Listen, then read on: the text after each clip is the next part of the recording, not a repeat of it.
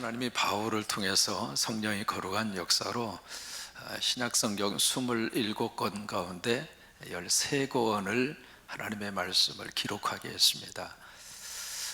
저는 바울을 기억할 때마다 하나님 우리 자녀들도 하나님 그렇게 써주세요. 바울의 실력이 아니라 성령님의 역사였잖아요. 그러니까 성령님이 강하게 역사하셔서 하나님이 우리 자녀들을 그렇게 써주세요. 우리 교회학교 친구들을 하나님 그렇게 써주세요.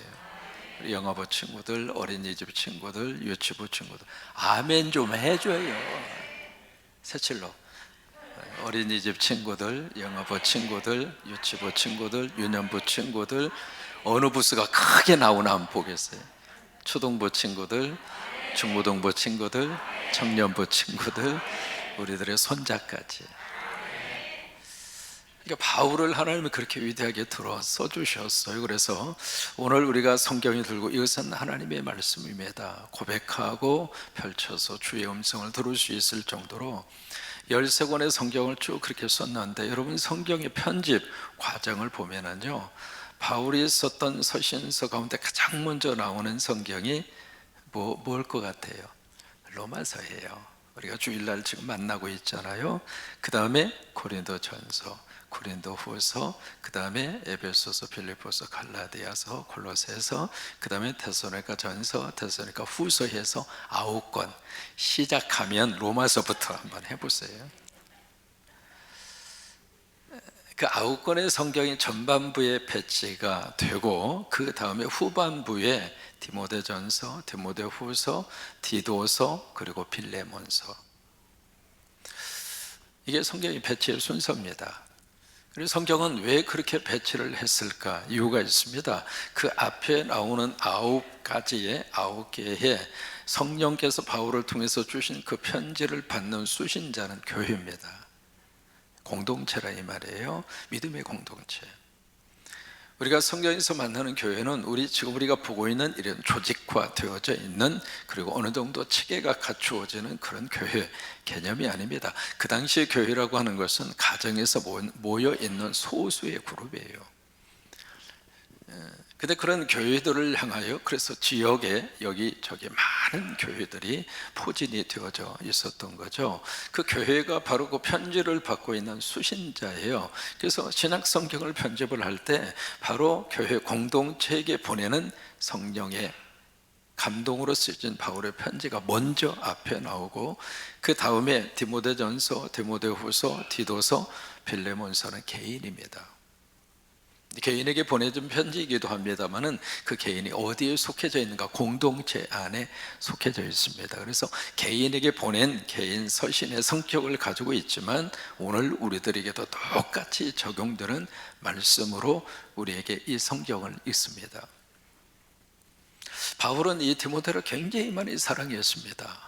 왜냐하면 바울을 통해서 복음을, 그 전부터 이 디모데는 벌써 할머니 때부터 믿음의 대가 어머니에게서, 어머니에게서 본인 자신에게. 여러분, 믿음의 대는 내대로 끝나는 것은 참 마음 아픈 일입니다. 믿음의 대가 계속해서 이어지셔서 나보다 우리 자녀들이 더 예수 안에 사랑, 예수의 축복 가운데 거하라고. 그래서 이 디모데가 바로 그런 믿음의 유산을 잘 이어받은 그 가정에서 신앙적인 훈련을 아예 어렸을 때부터 받은 거예요. 믿음의 훈련은 빠르면 빠를수록 좋습니다. 여러분, 나무도 어렸을 때 휘어지는 것을 딱 잡으면 시간이 가면 딱 잡힙니다. 근데 이게 이 나무가 어느 정도 굵어지고 세월이 지나면 이게 굽어져 있는 나무를 피는 것은 진짜 어렵습니다. 그래서 신앙적인 교육은 빠르면 빠를수록 좋습니다. 디모데를 보면은요, 이 디모데가 이 어렸을 때부터 그렇게 영적 교훈을 받은 거예요. 어렸을 때부터 믿음의 어떤 자세와 믿음의 훈련을 받은 사람은 곁길로 갔다가도 다시 와요. 언젠가는 돌아옵니다. 그래서 이 디모데를 바울은 참 사랑했습니다. 사랑했는데, 자 보실까요? 바울과 디모데의 나이 차이가 어느 정도 될 것 같아요? 이렇게 생각해 볼까요? 나이 차이가 많을까요? 적을까요? 나이 차이가 많습니다. 근데 그 나이가 아무 상관이 없는 거예요. 우리가 믿음 안에서 만나면 나이의 장벽이 다 무너져야 축복이에요. 교회 와서는요, 너무 그냥 내 나이가 어때서 그러면서 젊게 사시는 게 좋아요. 그러니까 바울은 이 디모데의 관계 속에서 나이의 장벽이 다 허물어진 거예요. 또 하나 디모데는 고질적인 병이 있었어요. 무슨 병을 가지고 있었어요? 자주 나는 위장병. 속이 안 좋았다 이 말이에요. 여러분, 속이 안 좋은 분은 디모데도 속이 안 좋았으니까 위로 받으세요. 그러니까 디모데가 위장병이 있었잖아요. 그래서 자주 나는 위장병을 위하여 뭘 먹으라고 그래요? 포도주 먹으라고 그렇게 권유를 하잖아요. 또 하나, 이 디모데는 굉장히 내성적이었습니다. 그래서 사람들 앞에 나서는 것도 별로 이렇게 좋아하지 않았고요. 그럼에도 불구하고 바울은 이 디모데에게 에베소라고 하는 교회를, 목회를 그에게 맡깁니다. 로마 2년 동안 생활하고 쭉 이렇게 마게도냐 지역으로 가는 그 길목에 에베소 교회에 딱 들려보니까, 처음에는 개척 당시에는 그런 일이 없었는데 이 바울이 떠난 이후에 2년여간 속에 이 에베소 교회 안에 강단이 본질에서 흐려진 거예요. 성곽교회 강단은 항상 하나님이 기뻐하는 본질에 충실하는 강단. 이 강대상에 다른 것이 들어와 있는 것이 아니라 하나님의 말씀이에요. 그냥 성경만 갖다 놓는 것이 아니라 이 성경이 펼쳐지고 성경이 여기에서 계속 말씀이 나가고 하나님의 말씀이 증거되고 하나님의 말씀이 선포되는 강대상을 통해서 하나님의 복을 내려 주십니다. 그때 에베소 교회에 가서 보니까 설교의 형식은 가졌지만 설교를 하는 것 같지는 하지만 설교의 내용 속에 본질이 다 빠져버린 거예요.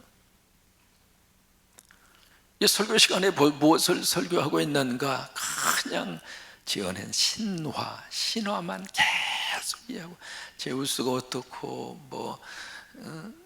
에로스가 어떻고 마로스가 어떻고, 그냥 듣지 보지도 못한 그런 신화 이야기를 계속 늘여놓고, 또 하나 성경에도 없는 족보를 팍 끄집어내서 아론의 족보가 어떻고 특별히 대제사장 가문에 대한 족보를 많이 그렇게 만들어서 족보 이야기를 그렇게 많이 하고 있는 거예요. 근데 이 두 가지 딱 꼬집어서 이야기를 하고 있습니다만, 그뿐만이 아니라 여기 하나님의 말씀이 증거되어야 할 바른 교훈이 제대로 설교되어야 할 그 시간에 다른 교훈이, 거짓된 교훈이, 말씀이 아닌 것들이, 이게 참 이 말씀 속에 하나님의 역사가 있거든요. 성경 말씀 속에 하나님의 은혜가 있고요, 성령의 감동이 있고요. 그래서 그냥 유창한 말로 쭉 설교하는 것도 참 필요하겠습니다만은, 설교 속에 하나님의 말씀이 들어갔을 때 그 설교에 능력이 있는 거예요. 그 설교 속에 기적을 주시고, 설교를 통해서 병든 자를 낫게 하시고, 설교를 통해서 내 안에 뜨거운 은혜를 부어주시고, 그 설교를 통해서 하나님이 하시고자 하는 일을 하십니다. 왜냐하면 그 설교 속에 하나님의 말씀이 있으면, 왜? 말씀 속에 성령이 역사하시니까. 근데 이 말씀이 사라져버리면 강대상 속에 뭐가 자꾸 들어오는가? 거짓 영이 들어옵니다. 세상의 영이 들어옵니다. 그러면 세상의 영이 들어오고 거짓 영이 들어오면 성도들의 영이 살아날까요? 아니면 피폐돼서 죽을까요?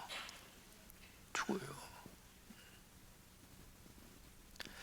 그래서 그게 너무 안타까워서 이 바울은 자기를 따라오려고 하는 이 디모데에게, 아니야, 너 나 따라오는 것보다, 마게도냐 가는 것보다 에베소 목회 좀 네가 좀 맡아서 해줘야겠어. 그러면서 이 디모데 전서를 통해서 디모데를 위로하고 격려합니다. 여러분, 우리 교회에 귀한 우리 부교역자들을 하나님이 보내주셨다고 나는 믿어요. 그분들 여러분 많이 격려하고 칭찬하시고 위로해 주시고. 사람이 처음부터 잘하는 사람 있어요, 없어요?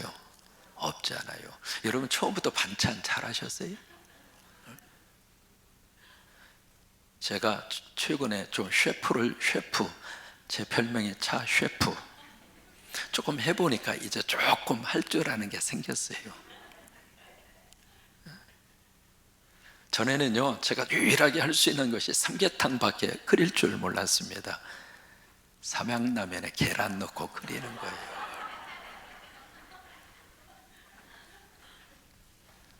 이제는 조금 품목이 좀 늘어났거든요. 하다가 보니까 이제 자신감이 조금 생기더라고요. 이제 나도 뭐 할 수 있는 게 있구나. 생선 잘 구워요. 처음에 그거 잘 몰라가지고 생선에다 소금을 왕창 뿌려버렸잖아요. 뿌려서 구워가지고 먹어보니까 왜 이렇게 짜? 그래서 한 점 먹고 물쳐 먹고 한 점 먹고 물쳐 먹고 이제 꾀가 생겼어요. 소금을 처음부터 치는 게 아니구나. 그래서 적당하게. 이게 처음부터 잘하는 사람이 없잖아요. 강대상도 마찬가지입니다. 그러니까 이 디모데가 처음부터 잘한 건 아니거든요. 근데 이 바울이 디모데가 참 좋은 하나님의 종이 될 수 있도록 위로도 하고 격려도 하고 칭찬도 하고. 여러분, 칭찬하면 고래도 춤을 춘다고 그랬죠? 우리 부목사님들 설교하고 딱 내려오면 엄지척 좀 이렇게 해줘요. 이거 하라고 그랬더니 잘못하고 이렇게 하고 있으면 큰일 나고요. 그러면 이 부목사님들이 강대상 올라와서 여기서 춤을 추는 거예요. 여러분, 우리 부목사님들이 잘 돼야 기장에 희망이 있습니다. 우리 교단에 희망이 있어요. 적어도 성광교회에 계시는 목회자들은 교단적으로 관심이 많습니다. 잘못하면 우리 다 뺏겨요. 그러니까 여러분, 우리 부목사님들 보실 때마다 많이 격려해 주시고, 그래서 우리 기장의 미래에 좋은 주님의 종들로 하나님이 그렇게 쓰시기를 바라고. 전 그래요. 어디 내놓아도 우리 교회 부목사님 같은 목사님 없다. 나와봐라! 그런 말을 안 하지만, 그러니까 디모데 전후서를 읽으면은요, 이 바울이 얼마나 이 젊은 목회자 디모데를 품고 사랑하고 그렇게 하나님의 종으로 이렇게 세워주고, 그게 참 아름답다고 생각해요. 그러면서 여기에 엉뚱한 거짓 교훈이 있는 그 강대상에 바울은 디모데에게 너 다른 거 설교하지 마. 하나님이 주신 말씀이 있잖아. 그때는 뭐가 있었는가? 계명이 있어요. 그때는 이제 우리처럼 성경이 완성이 된 시대가 아니니까 너 알고 있는 거 있잖아. 내가 너희 가르쳐 준 거 있지? 그게 바로 뭔가? 계명이라 이 말이에요. 그 계명이 바로 뭔가? 십계명이라 이 말이에요. 그 십계명 가르쳐. 그러면서 그 십계명 그것이 바로 여기에 그 앞에 11절에 복음이라고 하는 단어를 씁니다. 여기에 교훈이라고 하는 말을 쓰잖아요. 11절 말씀해 보시면은 여기에 교훈, 이 교훈이 바로 뭐냐면 복음이에요. 복음. 이 교훈을 내게 맡겨 주셨다 이 말이에요. 내게 맡겨 주셨다. 그 내게가 누구일까? 바울이죠. 이게 복음을 바울에게 맡겨주셨다 그 말이에요. 맡겨주신 이 복음, 이 교훈을 에베소 교회 성도들에게 가르치라 이 말이에요. 그들에게 설교하고 그들에게 계속 선포하고. 그래서 오늘 본문의 말씀은 이 디모데에게 그렇게 자신을 소개하는 거예요. 나 사도잖아. 그런데 볼까? 내가 사도가 된 이 자체가 얼마나 큰 축복인지. 이 이야기는 디모데에게 네가 지금 하나님 앞에 이렇게 쓰임받고 있다고 하는 것이 얼마나 큰 축복인지 디모데야, 너 알고 있지? 너 기억하고 있지? 이 시간에 브루치투리오가 이렇게 쓰임받는 것이 얼마나 큰 축복인지 세 분이요, 그대들은 알고 있는가?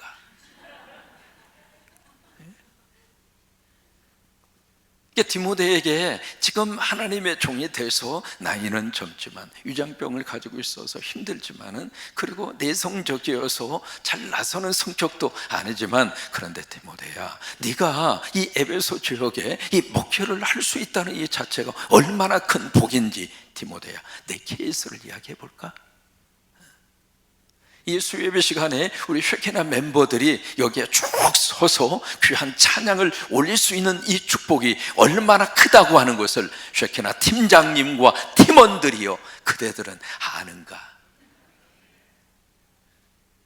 그 심정으로 바울은 디모데에게 자신의 이야기를 꺼내놓습니다.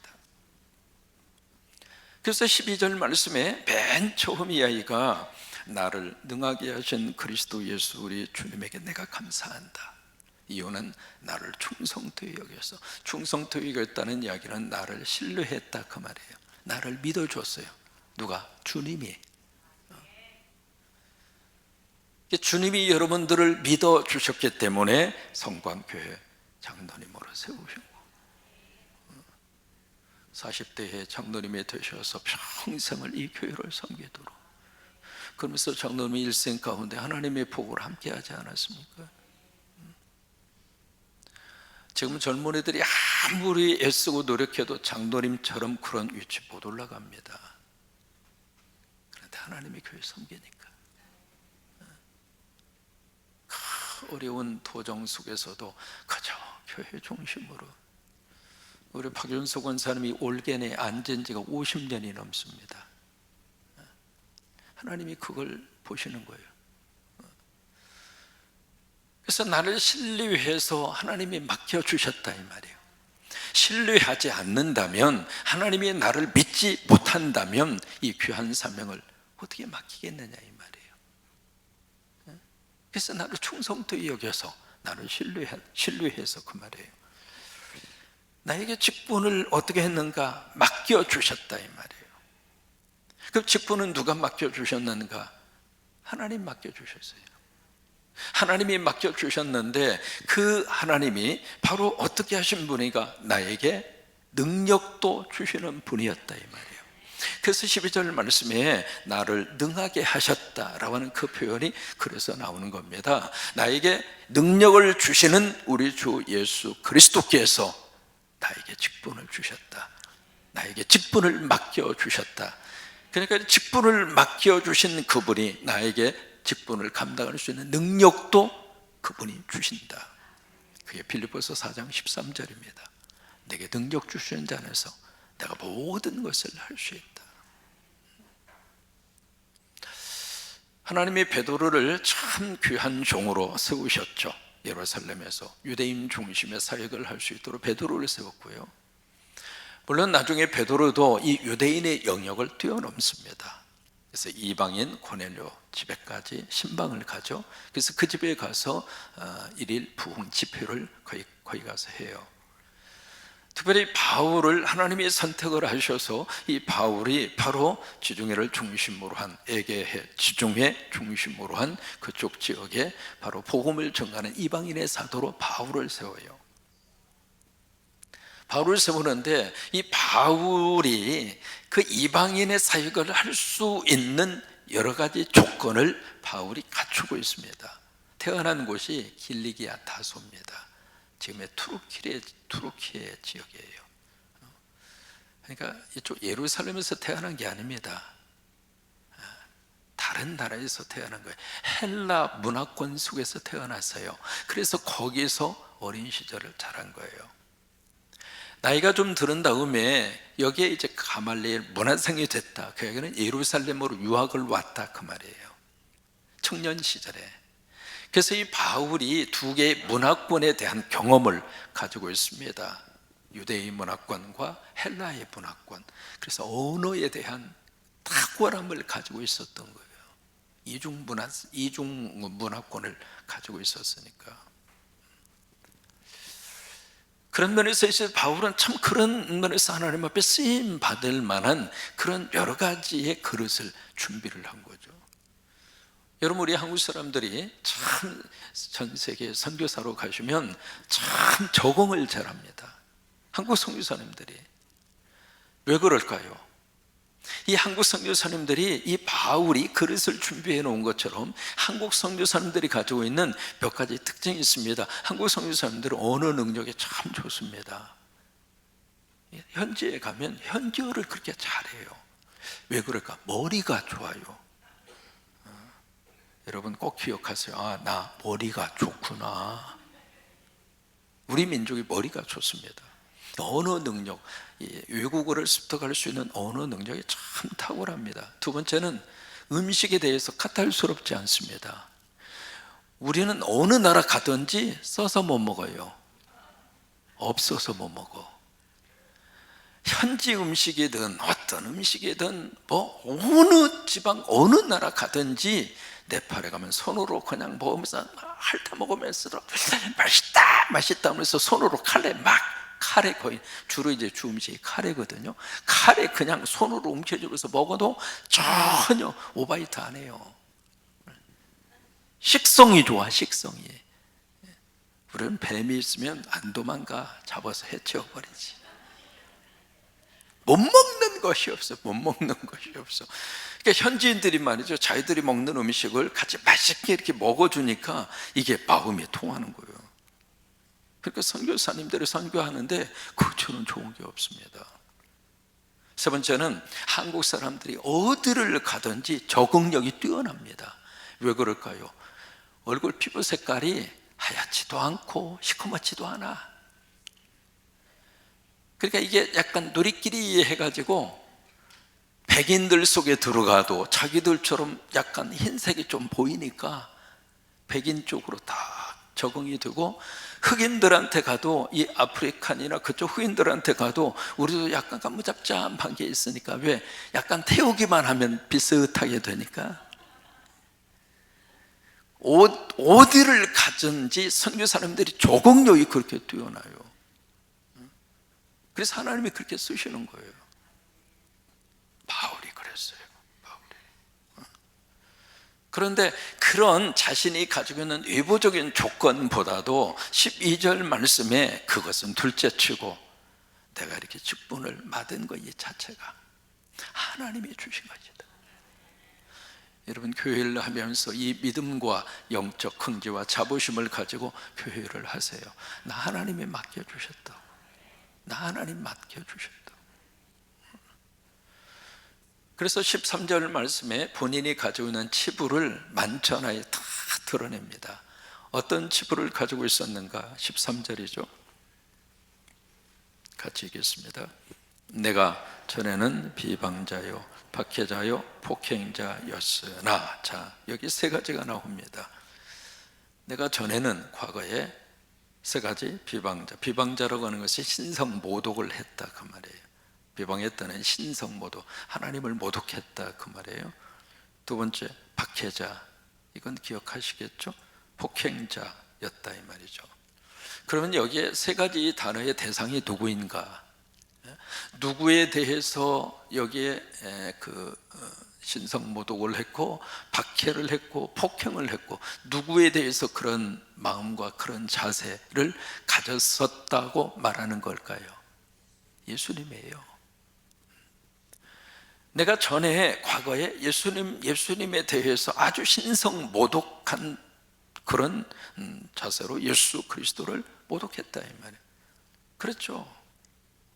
그리고 예수 그리스도를 믿는 사람을 박해하고 폭행하고, 스데반이 사형 집행이 이루어지는 현장에서 사형 집행에 찬성, 가표를 던진 사람이 누구냐면 바울이에요. 그러니까 예수에 대해서 이 세 가지의 태도를 가지고 있었던 것이 나였다. 과거에 그랬다 그 말이에요. 그런데 여기 13절에 도리어 궁유를 입은 것은 내가 믿지 아니할 때 알지 못하고 행하였음이니라.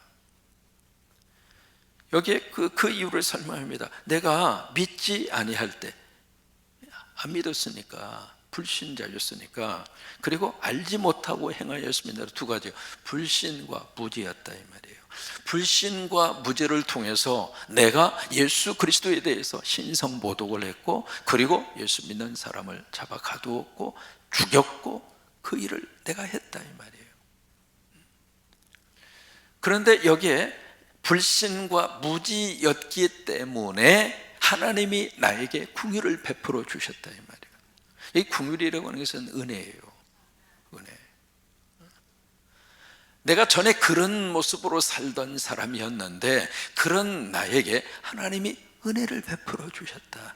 자비를 베풀어 주셨다. 우리가 이 하나님의 은혜를 입고 하나님의 자비를 입어서 오늘 이 자리에 우리가 있는 거예요. 그래서 14절 말씀에 참 이 13절의 말씀은요, 이런 과거의 부끄러운 모습을 커밍 아웃한다는 게 굉장히 어려워요. 만약에 요즘 시대 같으면은요, 이 악성 댓글이 그냥 한도 끝도 없이 달릴 거야 아마. 그렇잖아요. 근데 바울은 자신의 과거가 부끄러운 것을 부끄러움으로 더 이상 자신의 인생의 걸림돌이 안 된 거예요. 우리가 은혜 받고 믿음 안에 들어오면 과거가 더 이상 나를 힘들게 하지 않습니다. 과거는 아무리 이렇게 저렇게 한들 과거는 과거대로 남아있는 겁니다. 그 과거를 새로 그대로 타임머신을 타고 다시 쭉 가가지고 그것을 새로 다 하고 다시 쓰고 지금 상태로 돌아올 수 있어요?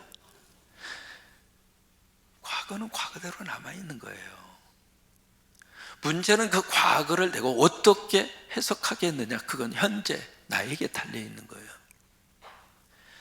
그러니까 여기서 우리가 은혜를 받으면 과거에 부끄러웠던 내 과거의 추한 그런 모습들이 더 이상 추한 것으로 나의 발목을 잡지 않아요. 나 그때 다 모르고 한 거지. 내가 알면 내 했겠어? 안 하지. 그러니까 내가 무지했기 때문에, 내가 그때 예수 그리스도를 몰랐기 때문에 내가 그렇게 살았는데 미국 사람들의 표현하면 so what? 그게 어때서? 나 그렇게 살았는데 부끄러운 것도 아니고 창피한 것도 아니고. 왜? 중요한 것은 지금 내가 하나님의 은혜 안에 살고 있다는 건데, 지금 내가 예수 그리스도를 알고 살고 있고, 지금은 그래 안 사는데 그렇잖아요. 그게 더 중요하다 이 말이에요. 축복합니다. 과거 일 때문에 더 이상 마음 아프지 않았으면 좋겠어요. 과거 때문에 더 이상 막 속을 끌어안고, 그 때문에 난 잠 못 자고, 그 때문에 너무 힘들고 그렇지 않았으면 좋겠어요. 과거는 이미 다 흘러가 버렸잖아요. 따라서 한번 해보실래요? 흘러간 물은 더 이상 물레방아를 돌릴 수 없다. 그죠? 더 이상 돌릴 수 없어요. 끝난 거예요. 다만 그 과거 때문에 현재, 지금과 내일, 그 과거가 나에게 어떤 브레이크가 되지 않도록, 그건 우리가 현재 하나님의 은혜 안에 거하면 그건 해결이 돼요. 그러면서 여기 14절 말씀에 같이 고백합니다. 우리 주의 은혜가 그리스도 예수 안에 있는 믿음과 사랑과 함께 넘치도록 풍성하였도다. 거기에 우리 주의 은혜가 하고 가로를 치고요, 그리스도 예수 안에 있는 믿음과 사랑과 함께까지를 가로로 막고, 그러면 우리 주의 은혜가 넘치도록 풍성하였도다. 생각해 보니까 참 내가 이 직분을 맡아서 지금 이 사역을 하고 있다는 이 자체가 참 하나님의 은혜였다. 디모데야, 네가 감당하는 그 직무도 그런 거란다. 내가 이 넘치도록, 여기 영어 번역을 보시면 조금 더 강하게 그렇게 되어 있습니다. pour out이라고 하는 단어를 쓰는데요, 마치 위에서부터 쏟아붓는다 그 말이에요. 이 주님의 은혜가 우리 속에 막 쏟아부어 주셔서, 이 시간도 주의 은혜가 쏟아부어 주셔서 내 감당할 수 없을 정도로, 그것을 칼빈은 불가항력적 은혜라 그렇게 표현했어요.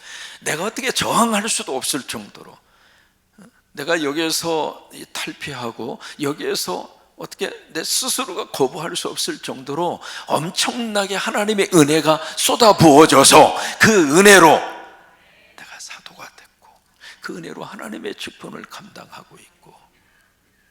디모데야, 목회의 길이라고 하는 것은 바로 그런 거야.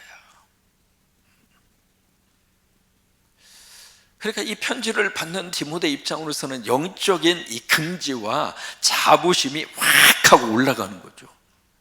야, 이런 거구나. 이런.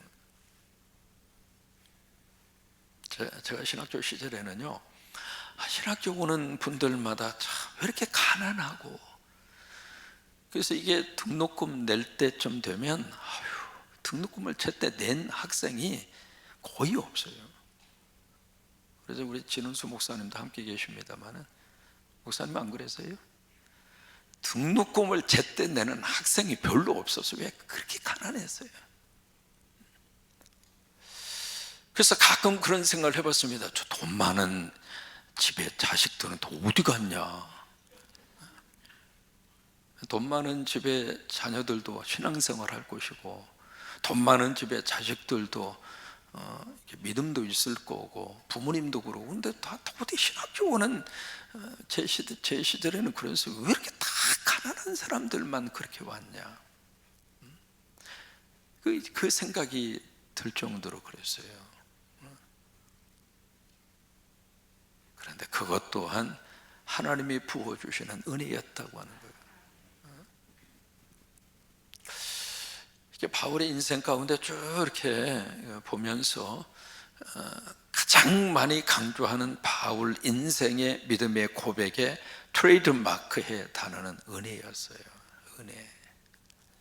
고린도전서 15장 10절 말씀, 유명한 말씀이 있잖아요. 내가 나 된 것은 하나님의 은혜로다.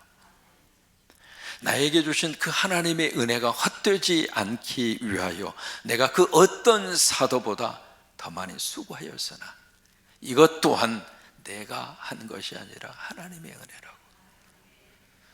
그래서 은혜라고 하는 말을 3번을 강조해요. 은혜.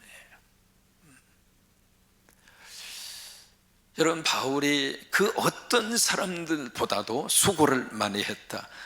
이번에 여러분 터키하고 그리스 가서 보시면, 바울의 수고요, 상상 그 이상입니다.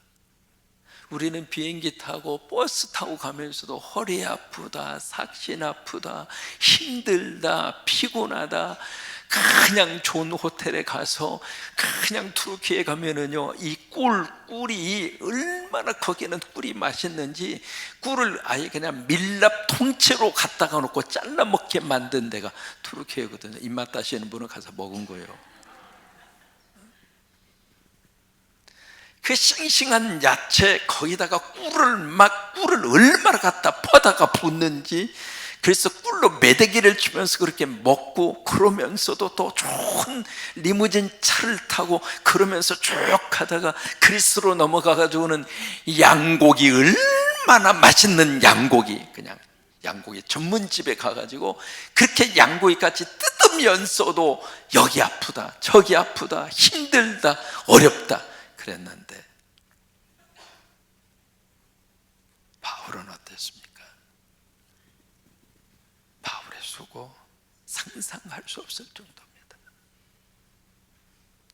근데 바울은 내가 그렇게 수고했다, 내가 그렇게 열심히 했다, 내가라고 하는 단어를 뒤로 하고 하나님의 은혜였습니다. 하나님의 은혜. 여러분, 이게 성숙한 믿음의 사람의 모습 아닙니까? 그러면 하나님의 은혜였으니까 바울은 아무것도 안 하고 가만히 있었는가? 그러니까 이 설교를 하나님께서 성령의 감동으로 설교를 주니까 설교 쓸 필요도 없고 열심히 기도하다가 강대상에 더 올라가면 성경만 딱 펴면 하나님의 말씀을 딱 주시니까 이제부터 설교 준비 전혀 안 하고 그냥 강대상만 올라가면 된다, 그런 마음으로 바울이 설교를 하고 목회를 했을까? 아니에요. 가장 많이 수고한 자가 고백할 수 있는 말이 하나님의 은혜였다는 고백입니다. 온 청년을 바쳐서 다 쏟아부어서 그렇게 한 자만이 영적 믿음에 겸손하면서 나오는 고백이 내가 하는 것이 아니라 하나님의 은혜였습니다. 그 말을 할 수 있는 거예요. 아무것도 안 하고 하나님의 은혜였습니다 그러면은 이게 대충대충 해서 나올 말이 아닙니다. 오늘 우리 안에 나에게 직분을 맡기시미니 누가요? 나를 충성되이 여겨, 그리고 나를 능하게 하신 그분께서, 그것도 그리스도 예수 안에 있는 믿음과 사랑과 함께, 그러니까 믿음도 주시고 사랑도 주시고 또 하나 능력도 주시는 그분이 나에게 이 귀한 직분을 맡기셨다. 그 믿음의 고백으로 쉐키나 사순절날 잘 하세요. 하루도 빠지지 말고 하나님이 주신 사명 여러분 잘해서 최선을 다해서 헌신하시고 충성하시고, 자, 우리 은혜로다라고 하는 찬양 같이 한번